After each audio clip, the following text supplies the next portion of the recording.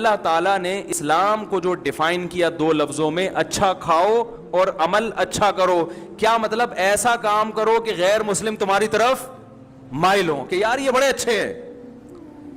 تو کوئی ایسی رسم اسلام میں جس کو دیکھ کر وحشت ہوتی ہو, اس کا مطلب ہے وہ اسلام, بولو بھائی, نہیں ہے.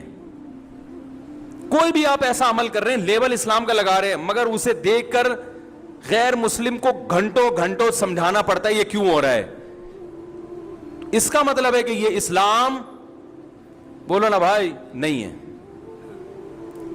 تو آپ مجھے بتاؤ, محرم میں جو کچھ ہو رہا ہے کیا یہ غیر مسلم کو اسلام کی طرف مائل کرے گا؟ یہ عمل ہے بھائی, یعنی کوئی غیر مسلم اسے دیکھ کے مسلمان ہوگا کہ یار ماشاءاللہ بڑا زبردست اسلام ہے؟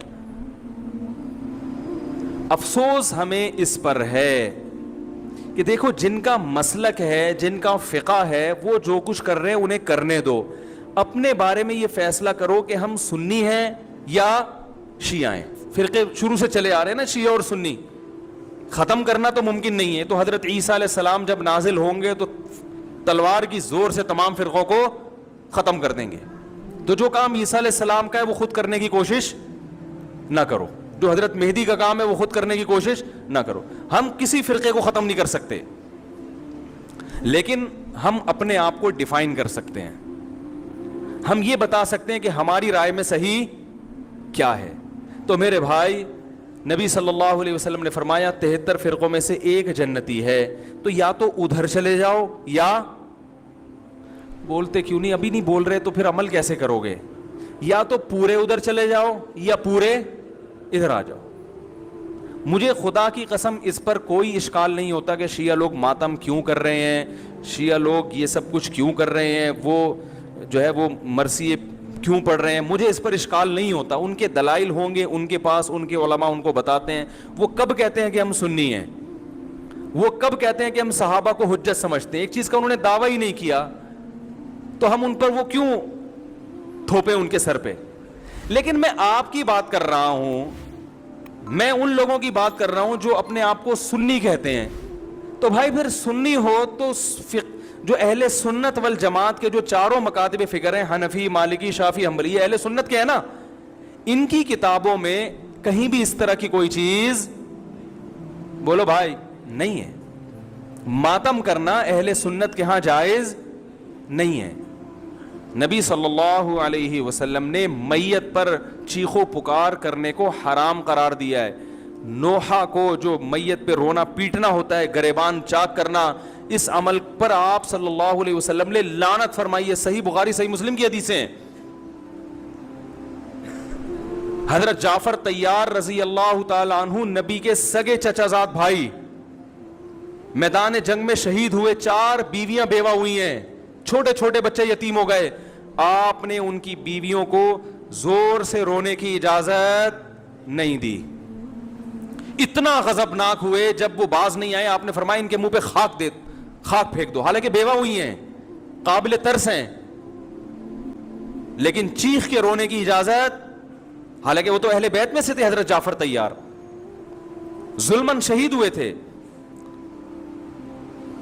ہماری نظر میں حضرت حسین رضی اللہ تعالی عنہ کا قتل کربلا میں یہ تاریخ کا بدترین ظلم, اس لیے بدترین ظلم کہ آپ غیر مسلموں کے ہاتھوں شہید نہیں ہوئے, بلکہ ان لوگوں کے ہاتھوں شہید ہوئے جو اپنے آپ کو مسلمان کہتے تھے, اور مسلمانوں کی قیادت اس وقت ان کے ہاتھ میں تھی, حکومت ان کے ہاتھ میں تھی. لیکن اس ظلم پہ اہل سنت والجماعت کے ہاں جو سنی ہیں, ان کے چاروں مکاتب فکر کے ہاں نہ رونے پیٹنے کی اجازت, نہ نوحہ کرنے کی اجازت, اور نہ میرے بھائی ماتم کرنے کی اجازت. میرے بھائی آپ لوگ اللہ کا واسطہ محرم میں مرثیے نہ لگائیں. ہر گاڑی میں کوئی نوحہ چل رہا ہے, کوئی شیعہ ہے تو ٹھیک ہے وہ کرے, سنیوں پہ یہ کام زیب نہیں دیتا, کیونکہ یہ منافقت ہے. پتہ ہی نہیں چل رہا آپ ادھر ہو یا آپ ادھر ہو, آپ کا مسلک کہیں نہیں پتہ چل رہا. ہمیں ایک مسلک کو فالو کرو.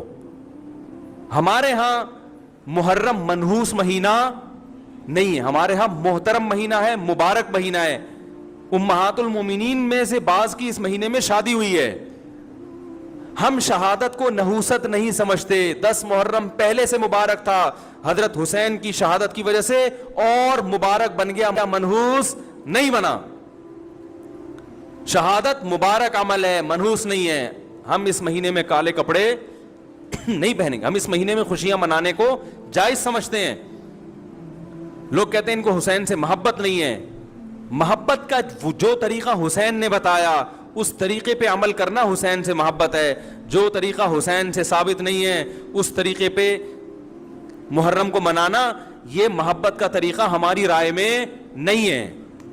سمجھ میں آ رہی ہے بات کہ نہیں آ رہی ہے؟ اور ایک میں وضاحت کر کے بیان کو ختم کروں. بھائی یہ کوشش کریں گے نا اس کی, محرم نہ منحوس مہینہ ہے, نہ اس میں بلائیں نازل ہوتی ہیں, اس میں خوشیاں منانا بھی جائز ہے, اس میں نکاح کرنا شادی کرنا بھی درست ہے. یہ جو مشہور ہے محرم کی شادی ناکام ہوتی ہے 100% غلط ہے.